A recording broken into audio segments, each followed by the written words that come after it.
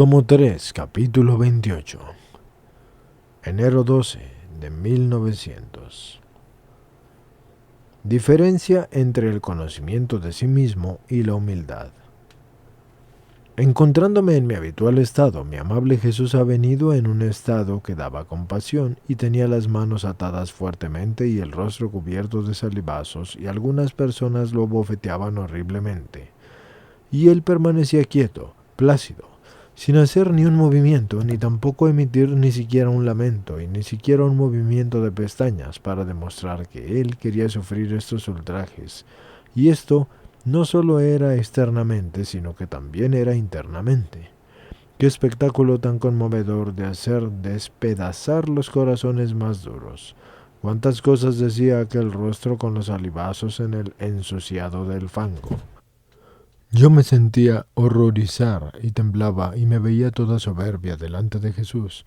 Mientras estaba en este aspecto, Él me ha dicho: hija mía, solo los pequeños se dejan manejar como se quiere, no aquellos que son pequeños de razón humana, sino aquellos que son pequeños pero llenos de razón divina. Solo yo puedo decir que soy humilde, porque en el hombre lo que se dice humildad más bien se debe de decir de conocimiento de sí mismo. Y quien no se conoce a sí mismo camina ya en la falsedad. Durante algunos minutos Jesús hizo silencio y yo lo contemplaba. Mientras esto hacía, he visto una mano que traía una luz y que, hurgando en mi interior, en los más íntimos escondites, quería ver si había en mí el conocimiento de mí misma y el amor a las humillaciones y a las confusiones y a los oprobios. Aquella luz encontraba un vacío en mi interior y yo también veía que debía de ser llenado con humillaciones y confusiones, a ejemplo del bendito Jesús. Oh, cuántas cosas me hacía comprender aquella luz y aquel rostro santo que estaba frente a mí y decía entre mí: un Dios humillado por amor mío y confundido, y yo pecadora sin estas divisas, un Dios estable y firme en soportar tantas injurias, tanto que no se mueve ni un poquito para liberarse de esos escupitajos fétidos. Ah, me parece ver su interior ante la divinidad y el exterior ante los hombres. Sin embargo, si quiere, lo puede hacer, porque no son las cadenas lo que lo ata, sino su estable voluntad, que a cualquier costo quiere salvar el género humano. ¿Y yo?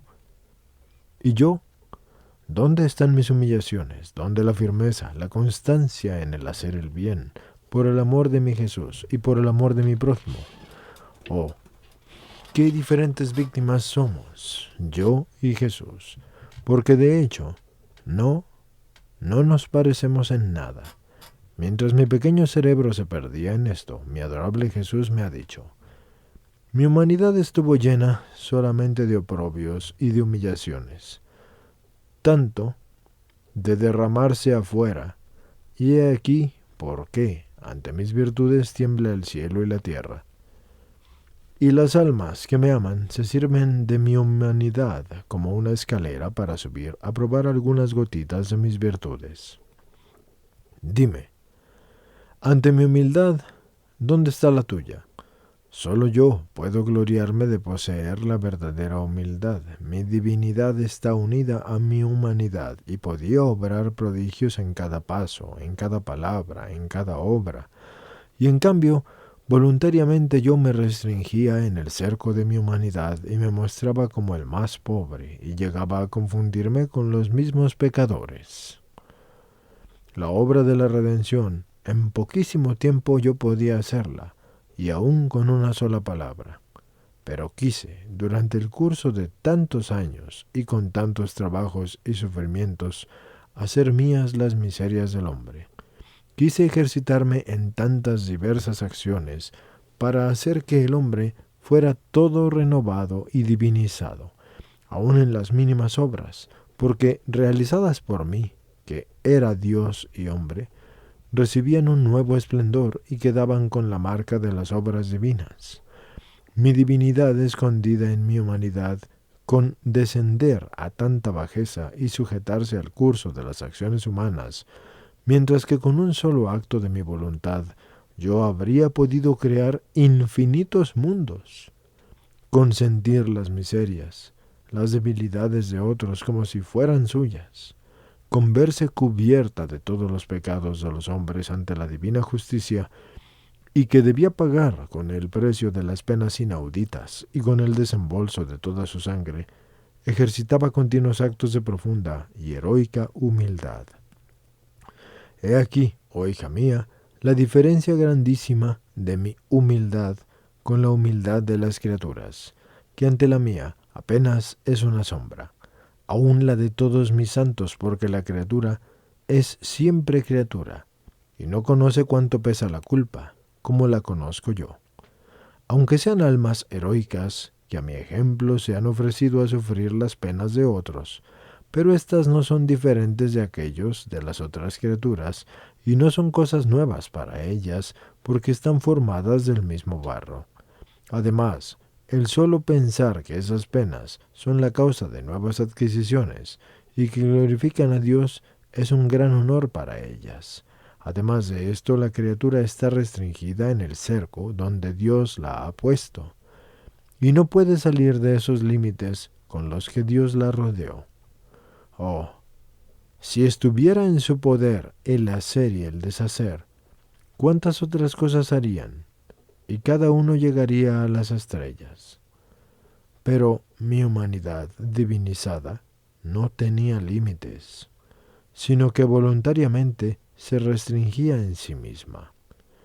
Y esto era un entretejer todas mis obras de heroica humildad, porque había sido esta la causa de todos los males que inundan la tierra. Y esto es la falta de humildad. Y yo, con el ejercicio de esta virtud, tenía que atraer de la divina justicia todos los bienes. Ah, sí. Que no parten de mi trono reescritos de gracias, sino por medio de humildad. Ningún billete puede ser recibido por mí, si ese billete no contiene la firma de la humildad. Ninguna oración pueden escuchar mis oídos, ni moverme a compasión el corazón, si no está perfumada con el aroma de la humildad.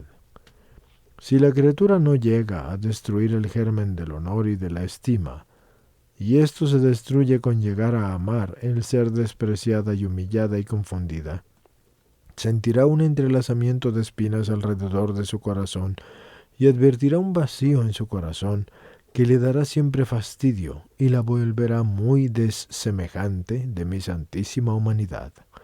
Y si no llega a amar las humillaciones, a lo más podrá conocerse un poco a sí misma, pero no resplandecerá ante mí, vestida por la bella y agradable vestidura de la humildad. ¿Quién puede decir cuántas cosas comprendía sobre esta virtud y la diferencia entre el conocerse a sí mismo y la humildad? Me parecía tocar con la mano la diferencia de estas dos virtudes, pero no tengo palabras para explicarme. Para decir alguna cosa, me sirvo de una idea. Por ejemplo, un pobre dice que es pobre, y aún a personas que no le conocen, y que tal vez puedan creer que posee alguna cosa, él les manifiesta con franqueza su pobreza y se puede decir que se conoce a sí mismo y que dice la verdad. Por esto es más amado y mueve a los demás a la compasión de su miserable estado y todos lo ayudan. Y esto es el conocerse a sí mismo. Si después aquel pobre, avergonzándose de manifestar su pobreza, se jactara de que él es rico, mientras que todos saben que no tiene ni siquiera los vestidos para cubrirse y que se muere de hambre, ¿qué sucedería? Todos lo despreciarían y nadie lo va a ayudar, y llegaría a ser el sujeto de la burla y la ridiculez a cualquiera que le conoce. Y el miserable, yendo de mal en peor, termina con perecer. Y tal es la soberbia ante Dios, y aun ante los hombres. Y he aquí que quien no se conoce a sí mismo ya está fuera de la verdad, y se precipita por el camino de la falsedad. Ahora, la diferencia con la humildad, si bien me parece que son dos hermanas nacidas en un mismo parto, y que jamás se puede ser humilde si no se conoce a sí mismo, es por ejemplo un rico, que despojándose por amor en las humillaciones de sus nobles vestiduras, se cubre con los miserables harapos, y vive desconocido, y no lo conoce nadie, y a nadie manifiesta el que quién es él. Así que se confunde con los más pobres y vive con los pobres como si fuese igual que ellos, y hace de los desprecios y las confusiones sus delicias, y esta es la bella hermana del conocimiento de sí mismo, porque esta es la humildad. Ah, sí. La humildad llama a la gracia. La humildad rompe las cadenas más fuertes, como lo son el pecado, y la humildad supera cualquier muro de división entre el alma y Dios, y a Él regresa.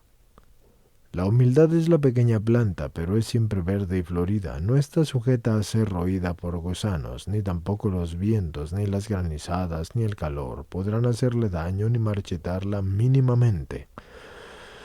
La humildad, si bien es la más pequeña planta, pero siempre saca ramas altísimas que penetran hasta en el cielo y que se entrelazan en torno al corazón de nuestro Señor, y solo las ramas que salen de esta pequeña planta tienen libre la entrada en ese corazón adorable. La humildad es el ancla de la paz en las tempestades de las olas del mar de esta vida. La humildad es la sal que condimenta todas las virtudes y que preserva al alma de la corrupción del pecado. La humildad es la hierba que brota en el camino pisado por los caminantes, que mientras es pisoteada desaparece, pero enseguida se ve surgir de nuevo más bella que antes. La humildad es como un injerto noble que ennoblece a la planta silvestre. La humildad es el ocaso de la culpa. La humildad es la recién nacida de la gracia. La humildad es como la luna que nos guía en las tinieblas de la noche de esta vida. La humildad es como aquel avaro negociante que sabe negociar bien sus riquezas y no despilfarra ni siquiera un centavo de la gracia que le viene a ser dada. La humildad es la llave de la puerta del cielo. Así que ninguno puede entrar en el cielo si no tiene bien custodiada esta llave, y finalmente, de otra manera, no terminaría nunca, y me alegraría demasiado, porque la humildad es la sonrisa de Dios y de todo el empirio, y esa es el llanto de todo el infierno.